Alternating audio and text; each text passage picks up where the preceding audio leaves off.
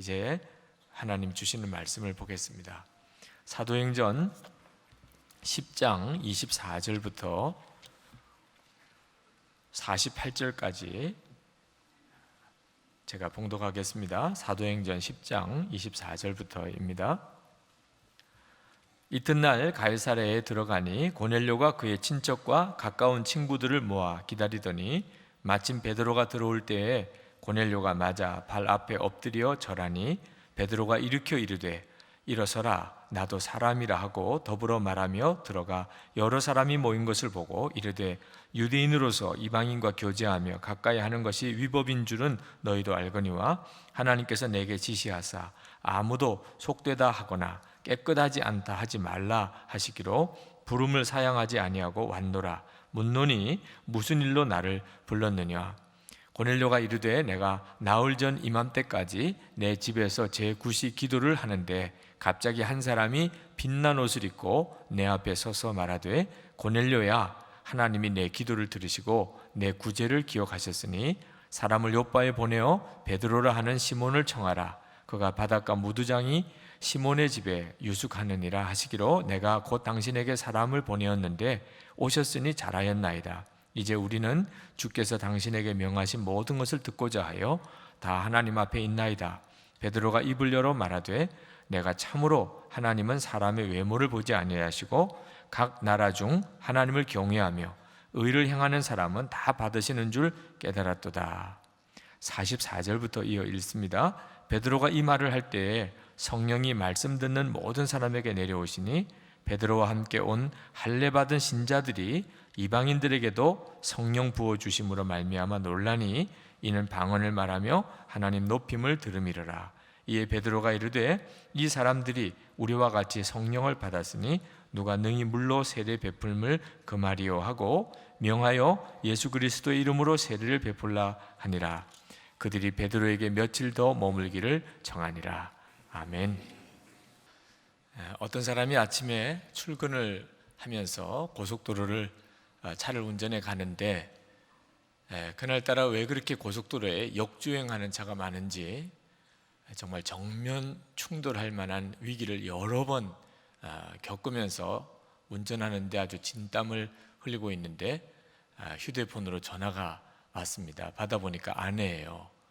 여보, 지금 TV 뉴스를 보고 있는데 당신이 운전하는 그 고속도로에 미친 사람 하나가 역주행을 하고 있대. 큰일 날 것 같아. 당신 조심해요.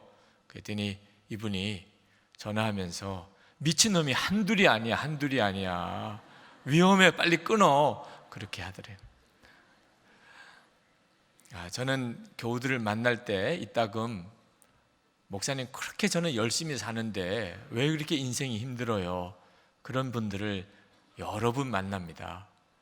근데 여러분 인생을 살아갈 때 있어서 열심히 사는 것보다 훨씬 중요한 문제가 있다는 걸 아셔야 합니다. 그것은 하나님을 분명히 만나시는 겁니다. 하나님을 만나서 여러분의 인생의 삶의 의미도 알아야 하고 또 삶의 방법도 알지 않으면 여러분의 삶도 꼭 이와 같은 삶을 사는 것입니다. 한신대 정태기 박사님께서 미국에 유학을 하실 때 그 미국인 교회에 친구 목사님이 설교를 부탁해서 설교하러 갔었다가 그 교회 예배당에 들어가는데 한 40대쯤 돼 보이는 한 남자분이 교회 청소를 하시는데 그렇게 신이 나서 즐겁게 기쁨으로 청소를 하시는 겁니다. 감동받을 정도였어요. 관리 집사님이신가 보다 그렇게 생각을 하고 그 목사님을 만나서 그분 칭찬을 해드렸대요. 이 교회 관리 집사님이신 모양인지 교회 청소를 하시는데 그렇게 기쁘게 그렇게 충만하게 그렇게 청소를 하시는 분이 계시더라고. 그랬더니 그 미국인 목사님이 막 웃으시더랍니다. 그분이 우리 교회 관리 집사님이 아니세요. 그분이 은퇴하신 장로님이십니다. 그러면서 바우서 박사라고 물리학 노벨상을 받은 분이시고 대학 총장까지 지내신 분이고 40대 아니에요. 이제 은퇴하시고 81살이 되신 분입니다. 믿어지지 않는 경험을 하셨답니다. 그분이 마흔에 예수님을 만났습니다. 살아계신 하나님을 성령으로 체험을 하고, 그리고 평생 성령님께서 그분 안에 역사하시는 감격을 고백하면서 사셨다는 거죠. 그분의 삶 전체가 기적이었다는 거예요. 지금도 교회 오시면 너무 즐거운 마음으로 교회 청소를 다 하시는데 누가 뭐라고 어떻게 말릴 수도 없고, 그걸 보는 것만 해도 모든 교우들이 은혜를 받으신다는 겁니다. 살아계신 하나님을 분명히 만나고 그렇게 살아가는 삶은 인생이 정말 완전히 변화되는 것이고, 내가 만약에 아직도 하나님의 살아계심을 실제로 체험하지 못했다면 우리 인생은 실제로는 방황하는 겁니다. 러시아의 사성 장군을 대표로 하는 고위 군 간부들이 한국을 방문했던 적이 있었습니다. 그분들이 한국 군 관계자들과 여러 번의 만남을 가지면서 그분들이 받은 충격이 하나 있었다고 그래요. 그것은 한국 군 최고 지휘관들이 한결같이 뜨거운 신앙인이라는 것에 대해서 그들은 충격을 받았어요. 왜냐하면 러시아에서는 종교를 갖는다, 신앙을 갖는다는 것은 지극히 나약한 사람을 말하는 의미였기 때문입니다. 하나님이 어디 계시냐, 그런 전통에서 사실 러시아가 이렇게 되어버렸어요. 그들은 한국에 와서 한국 군 지휘관들의 신앙생활을 도무지 이해할 수 없어 했습니다. 그런데 사실은 그것이 문명이나 문화로 따지면 우리나라와 비교할 수 없는 나라가 러시아죠. 그렇지만 그 러시아가 지금 이렇게 된 것은 공산주의 혁명 이후로 공개적으로 하나님을 부인했기 때문입니다. 하나님을 믿는 것과 하나님을 부인하는 것은 엄청난 차이가 있는 거죠. 저는 오늘 이 시간에 초청을 받아 오신 분들도 그렇고 또 우리 모든 교우들도 정말 살아계신 하나님을 체험하는 주일이 되기를 축복합니다. 오늘이 성령 강림 주일이기도 합니다. 우리에게 처음 성령 하나님께서 임하신 날, 오늘 그날을 기념하는 주일이기도 합니다. 살아계신 하나님을 체험하는 것은 성령 하나님을 체험하는 거죠. 그럼 어떻게 하면 우리가 하나님은 정말 살아계시고 그 하나님을 이 고넬료의 집에 성령이 임했던 것과 같은 체험을 할 수 있을까? 하나님에 대한 갈망을 갖는 것입니다. 그것이 가장 먼저 필요한 것이에요. 오늘 이 사도행전 10장의 내용은 이방인들에게, 유대인의 입장에서 본 겁니다.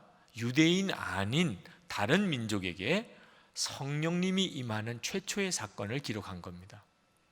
고넬료는 로마 군의 장교였고 유대인들을 지배하기 위해서 파견된 군대의 지휘관입니다. 근데 성경은 그가 하나님을 믿었다고 그랬습니다. 그것도 참 특별한 일이죠. 자기가 지배하고 있는 민족의 종교를 그가 받아들인 겁니다. 하나님이 살아계시다.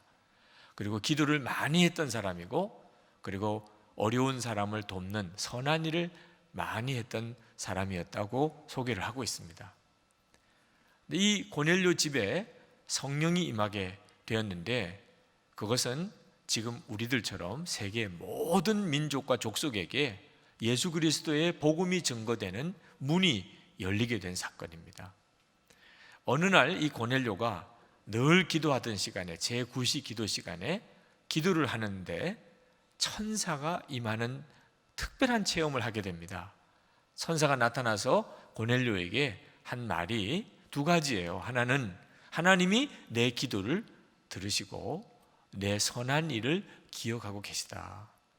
혹시 이 시간에 하나님에 대한 믿음이 분명치 않으신 분이 있다 하더라도 여러분의 기도와 그리고 여러분의 선한 일이 하나님이 기억하고 계신 바가 된다는 사실을 꼭 믿으시기 바랍니다. 그리고 또 하나, 내가 사람을 빨리 보내서 요바에 베드로라는 사람이 있는데 그 베드로를 불러다가 그의 말을 들으라, 그런 말을 하고 떠났어요.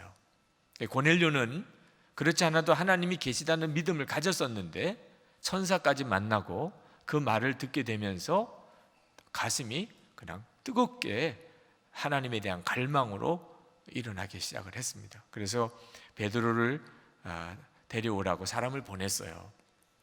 베드로가 그 사람을 만나서 고넬료의 집에 왔습니다. 와서 보고 깜짝 놀랐어요. 온 가족들과 또 친지들과 친구들까지 다 집에 모아놓고 기다리고 있었어요. 베드로가 도착하니까 고넬료가, 그는 지배 민족의 파견된 군대의 지휘관입니다. 자기가 지배하고 있는 유대 민족의 한 사람인 베드로가 들어오는데 이 고넬료가 그 앞에 엎드렸어요. 이건 겸손이라고 말할 수 있는 것도 아니죠. 그 고넬료 안에 얼마나 하나님에 대한 갈망이 뜨거웠는가 하는 것을 보여주는 겁니다. 베드로가 너무 당황스러워서 일어나세요, 일어나세요. 저는 하나님이 아니고 저는 사람입니다 라고 말했을 정도예요. 고넬료가 베드로에게 그렇게 말했습니다. 33절에 주께서 당신에게 명하신 모든 것을 듣고자 하여 다 하나님 앞에 있나이다. 베드로 앞에 있는데 그것을 자기는 하나님 앞에 있다고 고백을 했습니다. 그만큼 하나님으로부터 주실 말씀을 사모하고 기다렸다는 뜻이죠. 베드로가 그 모든 일을 보고서 하나님께서 이방인들을 부르시는구나, 이방인들에게도 하나님이 역사하시는구나 하는 것을 깨달았어요. 34절에 말하기를 하나님은 참으로 사람의 외모를 취하지 아니하시고 각 나라 중 하나님을 경외하며 의를 행하는 사람은 하나님이 받으시는 줄 깨달았도다. 여러분, 오늘 이 말씀은 저와 여러분에게도 동일합니다. 하나님은 하나님을 진정으로 경외하고 하나님을 갈망하고 하나님 뜻대로 살고자 하는 사람을 결코 외면하지 않으세요. 제가 지난번 미국 집회를 갔을 때 그때 집회에 권사님, 여자 권사님 한 분이 오시는 걸 보고 깜짝 놀랐습니다. 그 권사님도 놀랐어요. 30년 전에 제가 만났던 권사님, 그날 제가 말씀을 전하는 줄 그 권사님 모르고 오셨어요. 어느 목사님이 집회에 한번 참석해 보시자, 그 교회 교인도 아니시고 1시간이나 차를 타고 가야 되는 곳에 살고 있는 분이었습니다. 그냥 아무 생각 없이 은혜 집회라니까 은혜 사모해서 오신 건데 저도 그분이 오실 줄 몰랐고 거기서 만났어요. 세상은 참 넓다고 하지만 좁다는 생각도 들었습니다. 그 권사님이 기절할 정도로 놀라셨어요. 저를 보고. 그럴 만도 한 것은 그 권사님이 30년 전에 제가 그 권사님을 만났을 때 그 권사님은 중풍으로 쓰러져 계셨던 때입니다. 지금은 이제 80이 가까운 나이가 많이 드셨죠. 걷기도 불편하신 형편에 계셨습니다만 그때는 완전히 그냥 쓰러지셨어요. 근데 공교롭게도 교회 목사님도 갑자기 소천하시는 일이 생겨서 쓰러지신 이 권사님 신방을 목사님이 오실 수가 없었어요. 신방하실 목사님이 안 계시니까. 이 권사님으로서는 너무너무 답답한데 마음에 소원이 생기기를 목사님이 오셔서 나를 위해서 기도만 해주시면 내가 일어날 것 같은 믿음이 생겼습니다. 그래서 교회에 빨리 새 목사님이 오셔서 신방을 한번 받아봤으면 싶은데 목사님 한번 모시는 일이 그렇게 간단한 일이 아니잖아요. 한 달이 지나고 2달이 지나고 석 달째에서야 제가 그 교회 담임 목사로 청빙을 받게 됐습니다. 부임을 결정을 했어요. 아직 이사도 한 것도 아니고 이제 부임한 것도 아니지만 장로님들께서 제게 부탁을 하시더라고요. 목사님, 아직 우리 교회 정식으로 부임하신 건 아니지만 꼭 신방을 해 주실 집이 하나 있는데 서울 가시는 기차를 타시기 전에 신방해 주실 수 있겠습니까? 그렇게 하시자 그랬습니다. 시간은 별로 없지만. 그래서 부산역 앞에 있는 집에 2층에 올라가니까 조그만 방에 권사님이 꼼짝 못하고 누워 계시더라고요. 그런데 들어가는데 그렇게 마음이 뜨겁게 간절해지는 겁니다. 저도 마음이 그분을 향하여 그렇게 마음에 긍휼함이 일어나요. 시간은 별로 없지만 그 권사님을 붙들고 하나님께 간절히 기도했습니다. 하나님, 고쳐주십시오. 저가 기도만 받으면 나을 줄로 믿었습니다. 예수님께서 고치심을 믿습니다. 그리고 저는 비행기 시간에 맞추어 기차 시간에 맞춰서 불이 났게 역으로 돌아갈 수밖에 없었는데 그날 그분이 일어나신 거예요. 정말 놀라운 일이었습니다. 그리고 정말 완전한 건강을 회복하셨어요. 그리고 나중에 이제 미국에 이민을 가셔서 그리고 거기서 그렇게 만났으니 정말 그 기쁨은 말할 수도 없지요. 하나님은 알고 계세요. 누가 하나님을 정말 찾는지 갈망하는지 알고 계십니다. 여러분, 하나님에 대한 갈망이 없으면 교회를 다녀도 성령의 체험을 못합니다. 하나님은 하나님을 갈망하는 자를 알고 계시고 또 그 사람에게 역사하세요. 성령을 받지 못한 사람은 교회를 다녀도 솔직히 말하면 짜증밖에 나지 않아요. 왜? 말씀을 들어도 은혜가 안 되고 오히려 짜증이 난다니까. 지금 무서워서 죽겠는데 두려워 말라, 근심하지 말라, 오히려 시험을 만나거든 기쁘게 여기라. 짜증이 나요, 안 나요? 네. 돈이 아까워 죽겠는데 베풀어 주라, 나누어 주라, 하나님께 헌신하라. 내가 낳은 자식도 때로는 꼴보기 싫을 지경인데 원수를 사랑하라. 뒤집어 놓는 이야기죠, 진짜. 갈 바를 알지 못하고 고향을 떠났던 아브라함을 본받으라. 저주를 퍼붓는 시므이를 보고도 용서하는 다윗을 보라. 어떤 유혹을 받아도 끄떡하지 않는 요셉을 보라. 어떤 시험이 와도 기도로 이겼던 다니엘을 보라. 하나같이 현실성이 없는 이야기들이에요. 이런 이야기 들으면 그러면 어떤 사람들은 속으로 생각할 거예요. 내가 정말 그렇게 할 수 있다면 내가 여기 앉았겠어? 말이 좀 되는 이야기를 하시라. 그런 심정이신 분들도 이 자리에 많으실 겁니다. 교회를 다니셔도 실제로 성령 하나님을 체험하지 못하고 신앙생활을 하는 것은 그 자체가 또 하나의 짐지는 것과도 같은 것이고 하나님은 결코 그렇게 우리를 부르신 것이 아닙니다. 하나님은 우리 가운데 성령을 부으시기를 원하시고 그것은 여러분 모두를 향한 하나님의 계획인데 그런데 교회를 다니는데도 성령을 체험하지 못한 분들이 있는 까닭은 그 마음에 하나님을 향한 갈망의 문제가 있는 겁니다. 제가 부목사로 있을 때 신방 선물을 교회에서 해마다 드렸었는데 한 해는 예수님의 얼굴이 그려진 액자를 신방 선물로 드렸었어요. 모든 교육자들이 교우들이 참 좋아할 거라고 생각을 했는데 반응이 의외였습니다. 그 처음에 받으실 때는 너무 좋아서 거실에다가 걸어놨는데 예수님의 얼굴을 그린 액자를 거실에 걸어놓고 지내다 보니까 부담스러운 일이 보통이 아니더래요.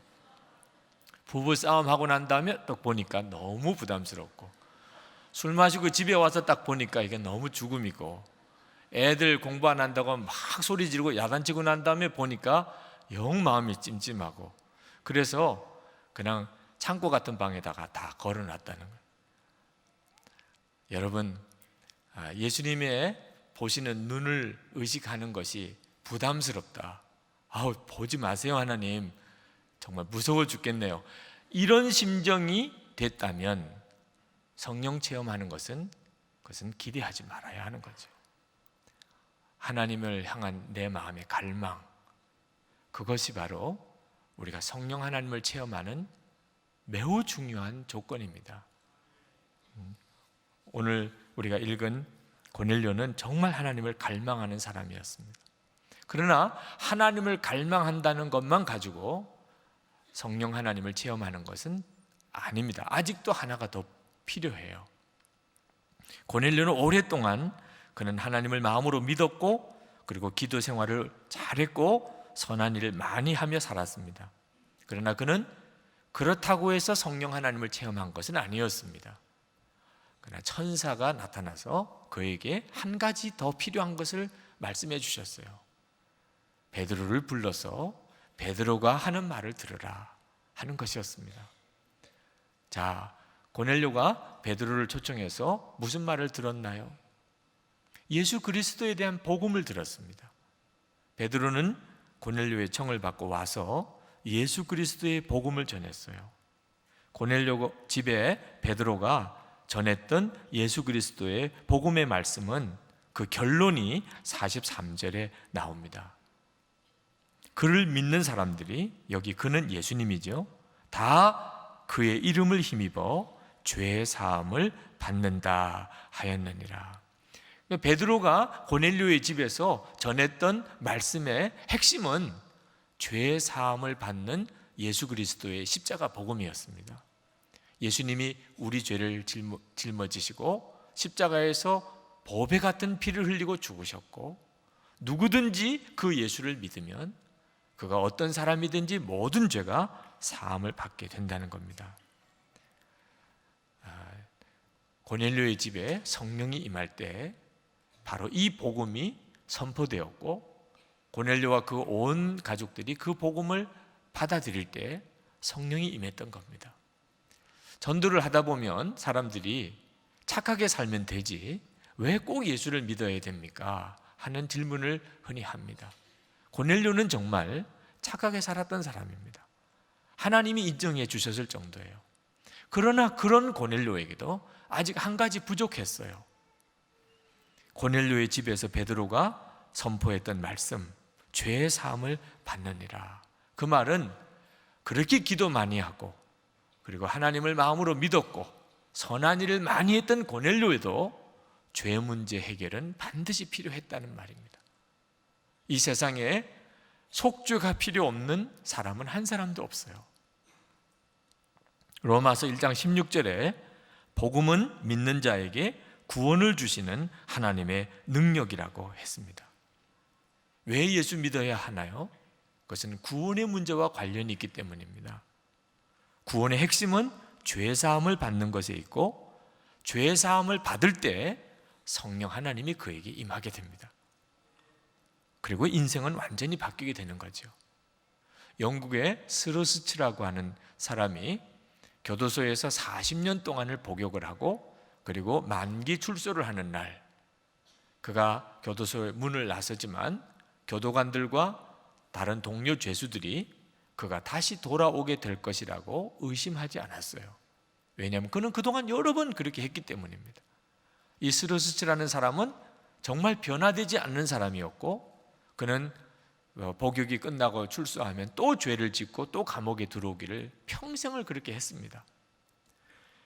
이분이 그날 교도소에서 나와서 추록한 다음에 구세군 숙박소에서 하룻밤을 보내게 되었습니다. 근데 그 구세군 숙박소에 전도 집회가 그날 있었어요. 그러니 그가 그 자리에 참석을 했죠. 그날 그는 예수님의 십자가 복음을 다시 들었습니다.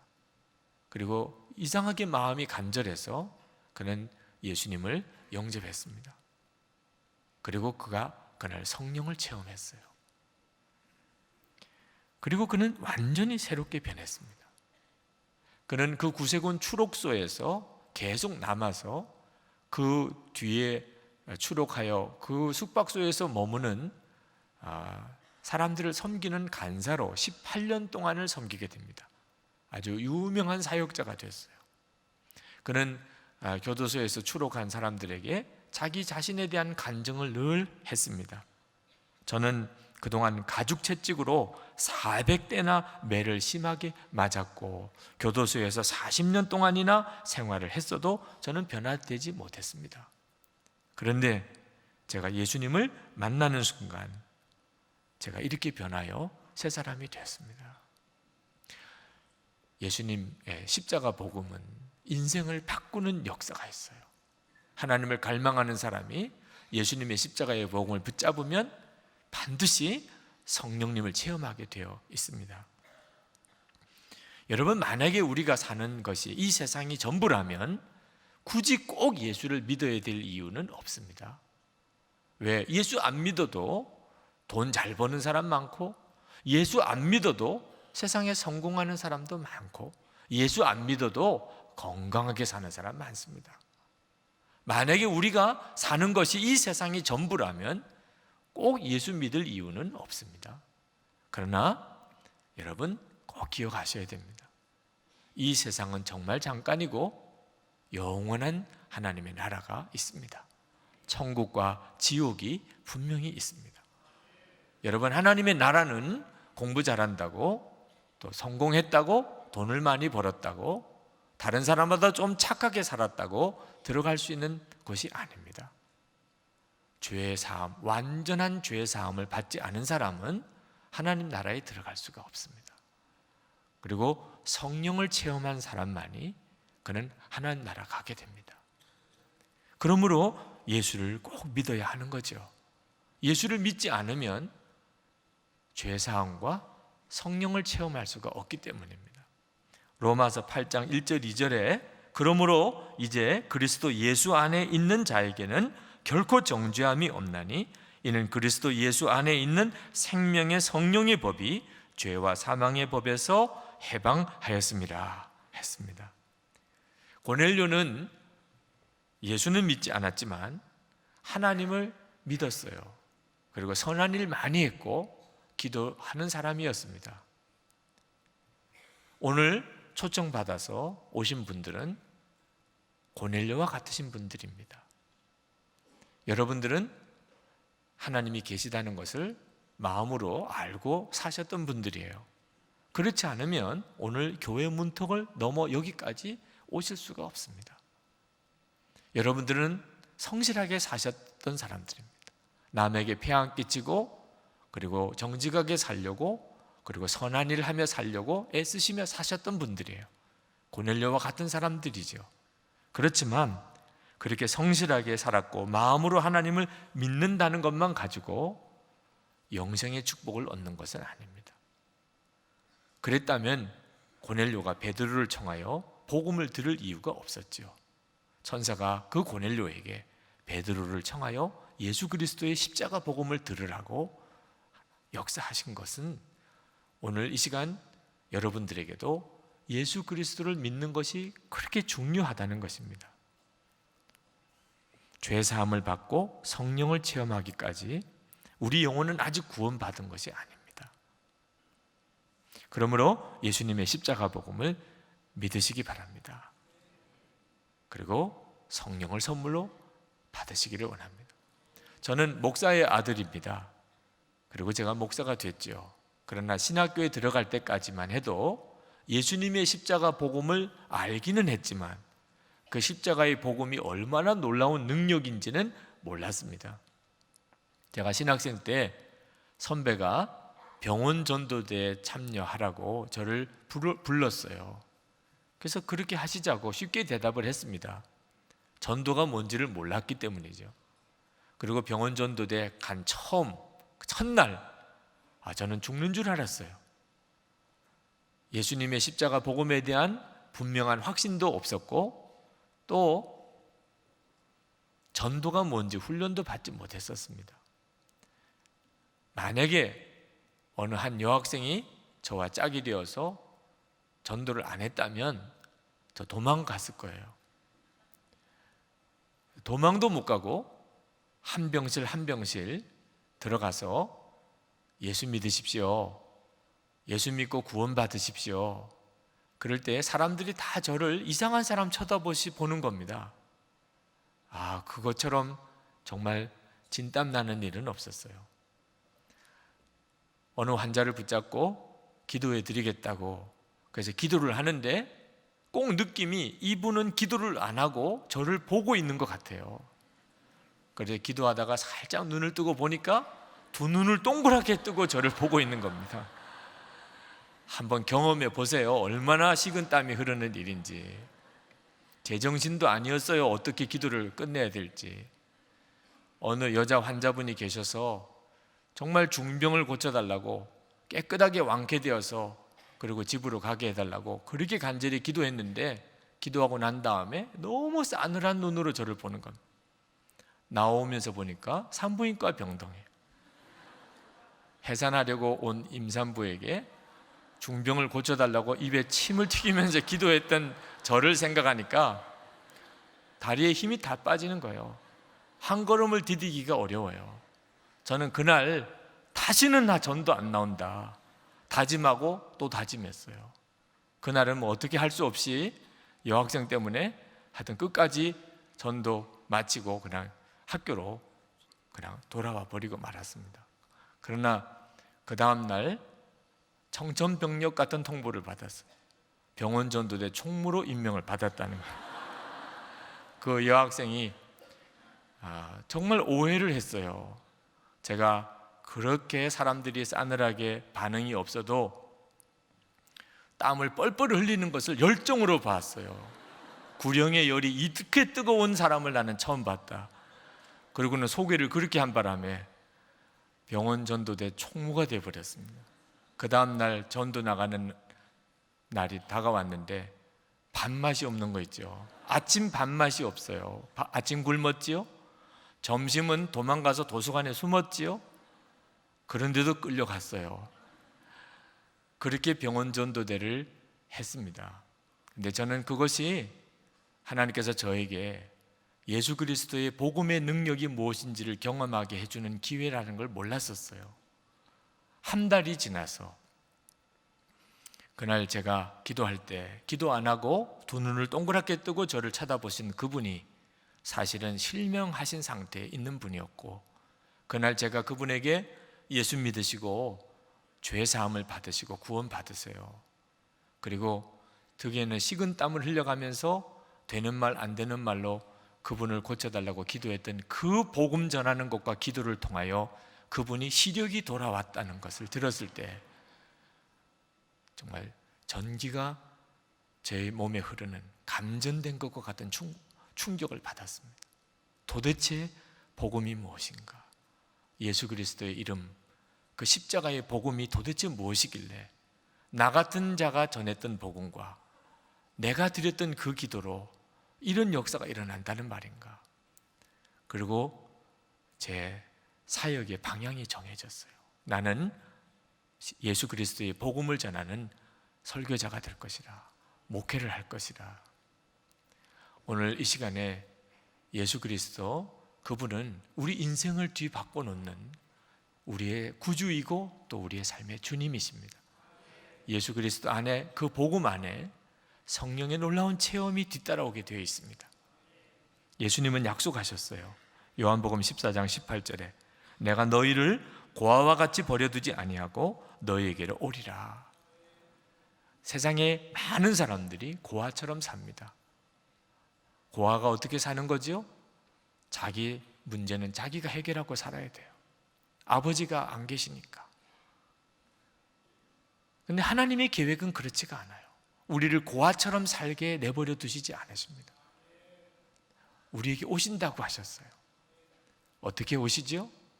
내 마음에 하나님을 향한 진정한 갈망을 가질 때, 하나님, 제가 하나님 만나기 원합니다. 하나님, 제 삶에 오시옵소서. 그리고 여러분이 예수님의 십자가 복음을 정말 붙잡을 때, 예수님은 나를 위해 보배 같은 피를 흘려주셨고, 그리고 생명이 바뀌었다. 이제는 예수님이 내 생명이심을 여러분이 정말 믿을 때, 그때 하나님의 성령이 여러분에게 놀랍게 임하게 되는 것입니다. 오늘 이 시간 여러분 모두가 다 성령의 충만함을 체험하게 되기를 축복합니다. 기도하십시다. 여러분, 하나님을 구하십시오. 하나님, 제 인생에 오시옵소서. 제 마음에 오시고 우리 가정에 오시고 그리고 내 삶을 이끌어 주시옵소서. 고넬료의 집에 성령이 임했던 것처럼 저와 우리 가정에도 성령을 부어 주시옵소서. 그리고 예수님의 십자가를 붙잡습니다. 나를 위해 죽으신 주님, 내 생명이 되신 예수님이십니다. 이 시간 통성으로 기도합니다. 은혜와 사랑이 충만하신 아버지 하나님, 하나님의 크시고 놀라우신 은혜를 사랑하는 모든 성도들 위해 부어주시기를 원합니다. 사모합니다. 하나님 갈망합니다. 하나님의 역사하심을 믿습니다. 오늘도 주님 앞에 나와 하나님 예배하고 말씀 듣는 모든 성도들을 주의 거룩한 손으로 친히 안수하시고 주여 성령의 놀라운 기름 부음을 더하여 주셔서 살아계신 하나님을 분명히 체험하는 성도들이 되게 하여 주시옵소서. 하나님, 우리의 눈을 열어주소서. 주님, 우리가 왜 살아야 하는지, 우리가 어떻게 살아야 하는지, 그리고 우리에게 주신 말씀 그대로 사라지는 능력으로 주님 역사해 주옵소서. 하나님의 살아계심을 믿습니다. 하나님, 우리 가운데 임하시는 주님의 역사를 믿습니다. 오늘도 사랑하는 성도들의 삶에 역사하시는 주님을 찬양합니다. 영광을 주님 받으시기를 원합니다. 오늘 눈을 뜨게 하시고 하나님 그 마음을 변화시켜 주시고 하나님 새 삶을 시작하게 하시는 하나님, 하나님의 구원의 역사, 성령의 놀라운 능력의 역사를 믿습니다. 주님 찬양합니다. 아버지 하나님 감사합니다. 하나님, 우리를 받아주신 줄 믿습니다. 주님 축복합니다.